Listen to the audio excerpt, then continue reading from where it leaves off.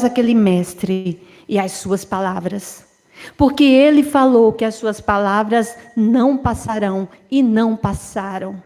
Porque todo o império, todos os imperadores, todos os governantes, todos passaram. Hoje só resta ruína. Mas as palavras de Jesus não passaram. E hoje, nesse momento em que vivemos um período de sofrimento, um período de angústia, um período difícil para a humanidade, que a gente possa ver o que Jesus fala para nós e entremos todos nós na intimidade do cenáculo para ouvir o que ele nos fala nesse momento, porque suas palavras nunca foram tão atuais e os seus ensinamentos nunca foram tão necessários. E ele inicia com o ato que nos trouxe um grande ensinamento, o belo ato do lava-pés. Ele, no momento em que os discípulos discutiam quem era o maior entre eles, Jesus vem e lava os pés dos seus discípulos e fala: vós falais que eu sou mestre e Senhor, e eu o sou, e lavo os vossos pés. Assim como eu fiz, lavai também os pés uns dos outros, nos trazendo a grande lição de humildade.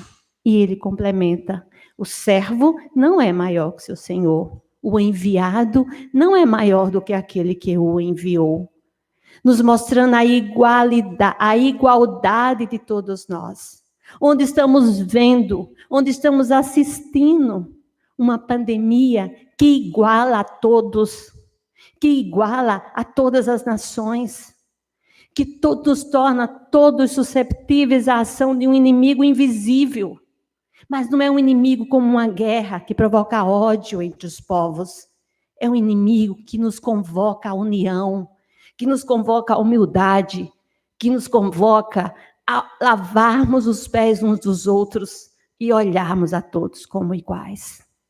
E Jesus continua oferecendo o pão e o vinho, traduzido na Eucaristia cristã, como o seu corpo e o seu sangue, e que nos simboliza o pão dos seus ensinamentos, o pão da sua doutrina, que deve renovar o vinho do nosso espírito, nos fazendo um espírito renovado. E ele continua, quando ele reforça a nossa confiança, quando ele reforça a nossa fé, nos falando: não se turbe o vosso coração. Crede em Deus, crede também em mim. Nesse momento de turbulência, que possamos manter a calma, crendo em Deus, crendo em Jesus, seu Filho, que foi enviado para nos ensinar e para nos falar nesse momento de angústia, nesse momento de indefinição. Tende calma, não tendes desespero, não se turbe o vosso coração. Cremos em Deus é cremos na sua criação, que Ele tudo criou, que é um Deus misericordioso, que é um Deus bondoso, que é um Deus justo, mas que também é um Deus que educa, e estamos sendo educados. Mantemos a paz, mantemos a calma, que o coração não se turbe. E Ele continua falando aos seus discípulos que existem muitas moradas na casa do meu Pai. Estamos nesse momento numa morada onde temos as provas e as expiações, mas estamos de mudança para um mundo de regeneração, um mundo onde o bem predomina. E toda mudança, todo fechamento de ciclo gera muito sofrimento, gera desavenças, gera distúrbios. Mas logo lá na frente a gente vê que aquela mudança valeu e que habitaremos um mundo melhor. Mas como que se faz esse mundo? Como que ele fala que ele iria preparar um lugar para nós? E aqueles discípulos ficam: mas que lugar? E Tomé lhe pergunta: Senhor, não compreendendo nada. Onde vais? Não sabemos nem para onde vais. Que caminho é esse? E ele fala: eu sou o caminho, a verdade e a vida. Sou o caminho, sou a direção, sou o norte. São os meus ensinamentos que vão te levar à verdade, ao entendimento, a uma fé raciocinada. Mas por que escolhes os atalhos? Os atalhos dos sentidos, a embriaguez das luzes mundanas que nos afastam do caminho correto, que nos afastam do caminho certo. E aí a gente fala, mas que caminho tortuoso. Mas é um caminho que nós mesmos traçamos. Nós traçamos os nossos caminhos, nós somos herdeiros de nós mesmos. E quando a gente fala, que dificuldade que nós estamos passando. Mas vamos voltar um pouquinho atrás, vamos voltar 2 meses atrás. Como que estávamos vivendo? Será que nós não estávamos nos queixando do trânsito, queixando do excesso de trabalho, queixando de não termos sempre de ficar com a família, queixando de não podermos educar os nossos filhos, um alto índice de doenças mentais, um alto índice de suicídios no mundo? Irmãos nossos morriam nos mares, em busca de uma terra, de um chão, de uma pátria. Milhões de irmãos morrem de fome, quando tantas mesas são fartas. Que mundo era esse que vivíamos? Era um mundo bom? Estávamos nós no caminho certo? Ou estávamos no atalho? E aí Jesus nos fala, vem, volta, eu sou o caminho, para que vocês possam encontrar a verdade, e essa verdade vos levar para a verdadeira vida, que é a vida eterna, que é a vida do Espírito imortal. Porque Jesus não falava para corpos, ele falava para almas, ele falava para espíritos imortais. Eu sou o caminho, sou a verdade e sou a vida. E vos deixo um novo mandamento. Por que ele fala um novo? Porque quando ele foi interrogado pelos fariseus e doutores da lei, qual era o maior mandamento? Ele utilizou o mandamento da lei mosaica. Amarás ao teu Deus sobre todas as coisas e ao próximo como a ti mesmo. Mas aí, naquela finalização, quando ele preparava os espíritos para divulgarem a sua doutrina, quando ele não mais estivesse entre eles, ele fala, eu vos deixo um novo mandamento, que vos ameis uns aos outros, assim como eu vos amei. Então não é um amor qualquer, é um amor de abnegação, é um amor de compaixão, que convivia com os sofredores, que curava os cegos, que curava os coxos, que curava os leprosos, que transformava almas, como transformou Zaqueu, como transformou Maria de Madalena, como transformou Saulo de Tarso. Então o seu amor não é um amor qualquer. E ele pede que a gente siga o seu exemplo, que seja esse amor de compaixão, que seja esse amor de misericórdia, que seja esse amor de perdão. Quando ele nos ensina o grande exemplo, que crucificado e humilhado, ele pediu ao Pai que perdoasse a todos nós, e nós não temos condições de perdoar o irmão que está ao lado. Então esse amor, e ele termina falando, conhecereis os meus discípulos por muito se amarem. E ele fala para nós que somos hoje chamados a serem os seus discípulos. Ele não nos reconhecerá por falar Senhor, Senhor. Ele nos reconhecerá pelo amor que nós temos uns para com os outros. Ele não nos reconhecerá pela doutrina que seguimos, ou pela fé que temos, ou pela crença que temos. Não é a igreja X ou Y que fará diferença. É essa fé renovadora, é esse amor que nós temos que ter, especialmente hoje, quando o que vai regenerar o mundo é o amor que tivermos, é a compaixão que tivermos uns para com os outros. E ele termina falando, eu sou a videira, o meu pai é o viticultor, o meu pai é o agricultor, vós sois os galhos. Então esse pai agricultor é o que cria, é o criador, é ele que determina todas as coisas. E Jesus, o seu enviado, a videira, aquilo que a gente vê, o elo do Criador, é Deus se revelando para nós através de Jesus. E nós somos os galhos, nós fazemos parte dessa árvore. E a partir desses galhos nascem os frutos. E ele nos fala que pelos frutos reconhecereis a árvore. Que frutos nós estamos produzindo? Que frutos o mundo no momento requer de nós? Frutos da bondade, frutos da solidariedade, frutos da ajuda mútua, frutos da fraternidade. É isso que nós temos que produzir. E é isso que Deus, o grande agricultor, espera de nós.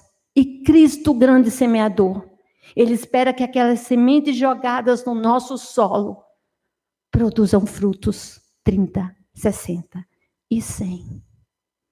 E terminando os seus ensinamentos, onde Ele também nos prepara, onde Ele também nos fala que se fizeres os meus mandamentos, eu cumprires com os meus ensinamentos, eu pedirei a Pai, e Ele vos enviará um outro consolador,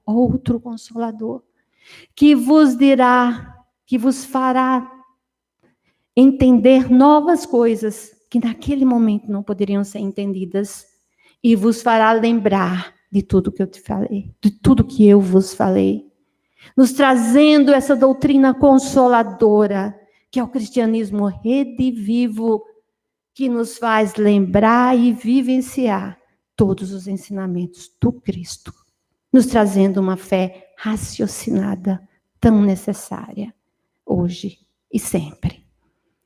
E ele sai daquela intimidade do cenáculo e vai até o Getsêmani. E ali, sentindo profunda tristeza e necessitando da oração, da comunhão com o seu mestre, com o seu Pai, ele sai com os seus discípulos, Pedro, João e Tiago, e pede para eles: orai, enquanto eu vou me recolher na oração. E com muita tristeza, ele pede ao Pai que, se possível, tire esse cálice das suas mãos. Como todos nós também pedimos, humanos que somos, que nos tire essas provações, que nos tire essas dores. Mas esquecemos da segunda sentença de Jesus, que nos fala: mas se faça a vossa vontade. E quando Jesus retorna, os seus discípulos estão dormindo, e ele pergunta: não consegues ficar acordados nesse momento? Vigiai e orai, para que não entreis em tentações. E sai novamente para orar. E quando retorna, eles também eles continuam dormindo. Eles não foram capazes de orar e vigiar com Jesus. E Jesus nos fala isso nesse momento. Orai, oração, entrarmos em contato com o Criador, entrarmos em contato com uma força maior, pedindo fé, pedindo confiança, pedindo força, nos mantendo vigilantes, buscando entender o que está acontecendo, o que essa oportunidade quer me falar, o que eu estou sendo convocado, porque se eu estou habitando esse mundo nesse momento, eu estou sendo convidado e convocado a participar como autor, não como coautor, nessa cena que agora se projeta entre nós. Que nos mantenhamos vigilantes e entendamos na oração o que Deus quer de cada um de nós nesse momento. E depois disso, Jesus vai ao horto, no Monte das Oliveiras, e é entregue, é preso, é condenado e crucificado. Por quê? Por que Jesus passou por tudo isso?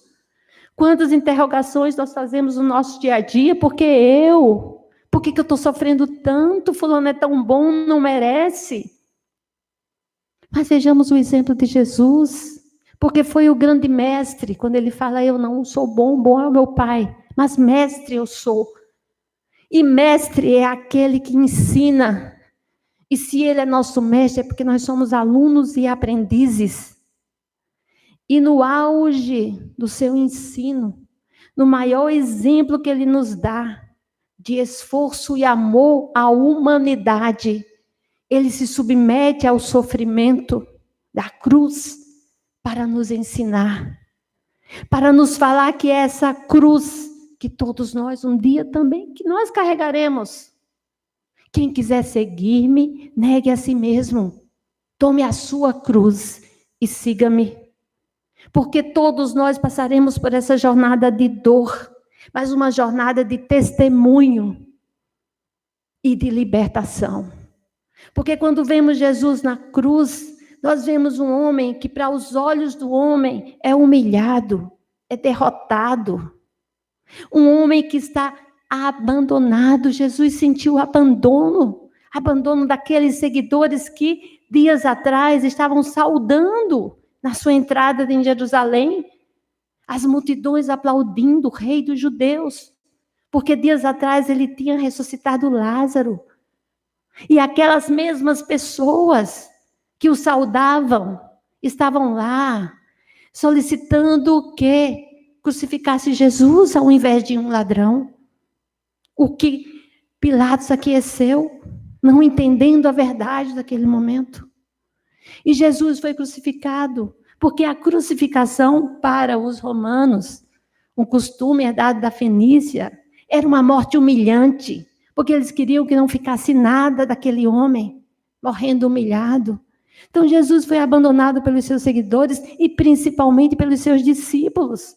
Quem seguiu Jesus ao Gólgota foram as mulheres, foi Maria, sua mãe, foi Maria de Madalena e muitas outras mulheres, acompanhados de um único discípulo, aquele jovem João, no qual Jesus entregou a sua mãe, Maria, eis aí o teu filho.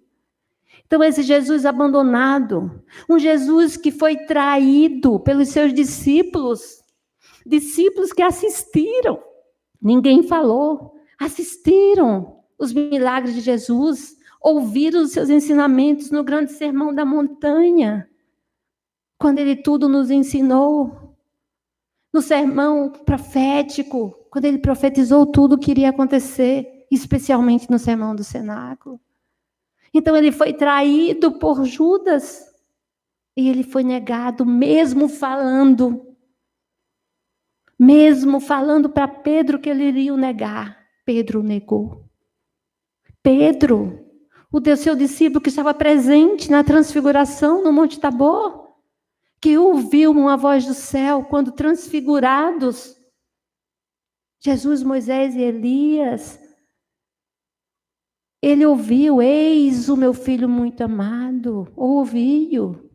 Pedro que respondeu, ele mesmo respondeu ao mestre que ele era sim o Senhor, era o Cristo enviado de Deus.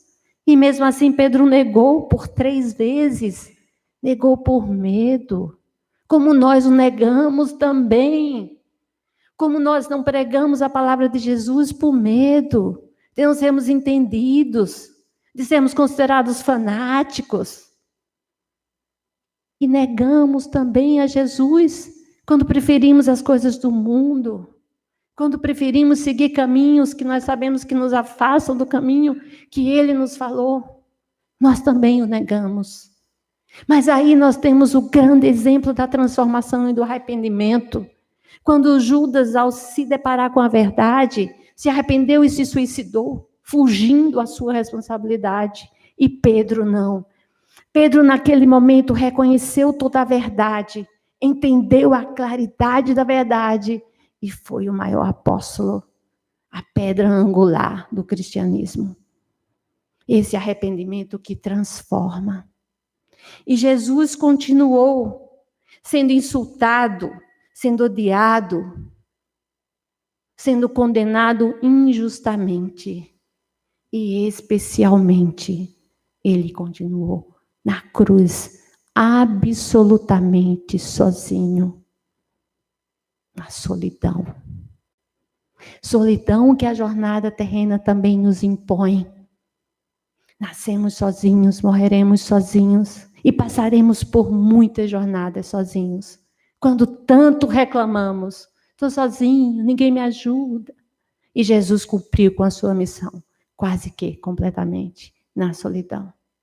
Então entendamos essa cruz como a jornada terrena que também nós estamos atravessando e que necessita do nosso testemunho para que seja uma jornada libertadora.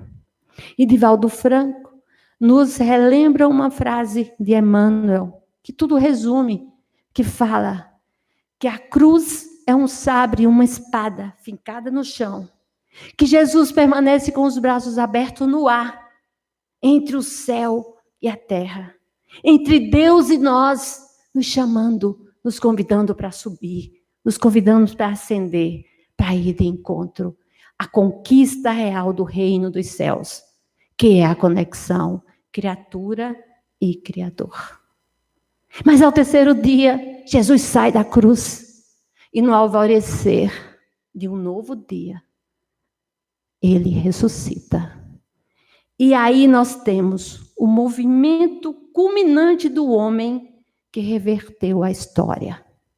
Aquele homem que mudou a humanidade para antes de Cristo e depois de Cristo.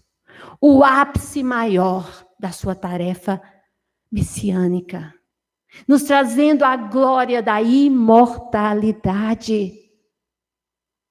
Não mais existe a morte. Somos espíritos imortais. Ele venceu a morte. Ele apareceu por 40 dias aos seus discípulos, nos trazendo a confirmação do seu ensinamento, nos trazendo a renovação, nos trazendo a esperança. Que a gente possa tirar Jesus da cruz e que a gente possa entender o seu grande ensinamento de renovação. E comemorar essa Páscoa de libertação. Libertação da escravidão da matéria. Libertação do nosso espírito imortal.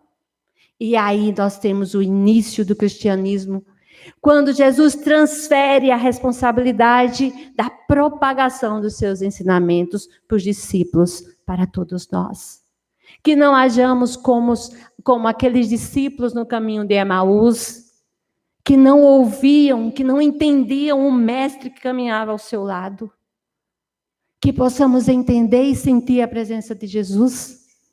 E possamos recordar nesse momento em que estamos chegando ao fim da nossa fala, o grande poema que se imortalizou na voz de Roberto Carlos, que fala que um certo dia um homem esteve aqui, tinha um olhar mais belo que já existiu, tinha no falar uma canção, no falar uma oração, no cantar a mais linda canção que já se ouviu. Todo gesto seu era de amor e paz. Ele trazia no coração.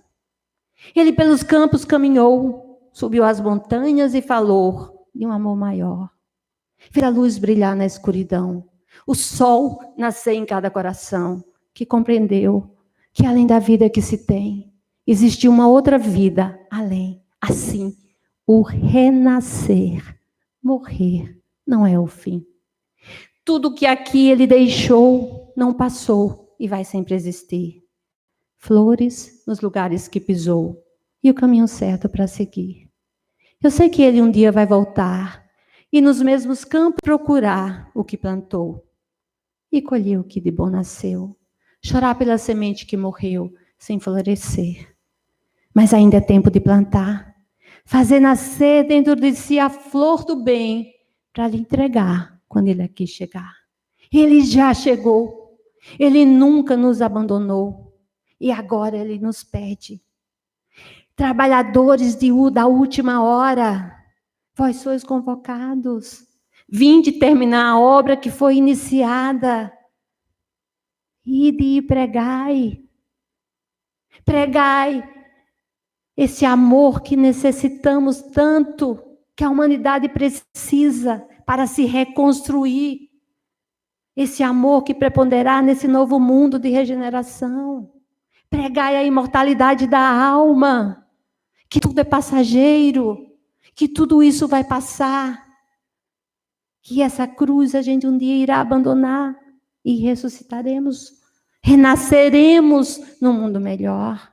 Que possamos, como o apóstolo Paulo, fazer morrer o homem velho, o homem egoísta, o homem vaidoso, o homem orgulhoso, o homem desobediente das leis de Deus. Que façamos nascer um homem novo, onde espalhe a paz, onde espalhe o amor, onde houver ódio, onde espalhe o conhecimento, onde houver ignorância, e onde espalhe principalmente a esperança, onde houver o desalento. Que possamos ouvir nesse momento a voz do Mestre nos falando: vinde a mim, vós que estáis cansados e oprimidos, eu vos aliviarei. Que possamos buscar o alívio no seu seio, através da vivência dos seus ensinamentos, e que possamos recordar a cada momento as suas palavras: tende bom ânimo, no mundo tereis aflições, mas eu venci o mundo, nós também venceremos. Que Jesus possa deixar em cada lar, deixar em cada um de nós essas palavras, palavras de conforto, palavras de alívio, palavras de encorajamento, palavra de ânimo. É nesse momento que o mundo precisa. Ide, irmãos, ide pregai, falai da sua palavra. E que todos nós entendamos que só o amor vai transformar o mundo. Só o amor nesse momento fará o mundo melhor. Conhecerei os meus discípulos por muito se amarem. Que o Senhor nos ilumine, que o Senhor nos guie e que a paz de Jesus permaneça conosco e que possamos comemorar a Páscoa todos os dias no esforço da vivência dos ensinamentos do Mestre. Que possam ficar com a sua paz. Muito obrigada. Um bom dia.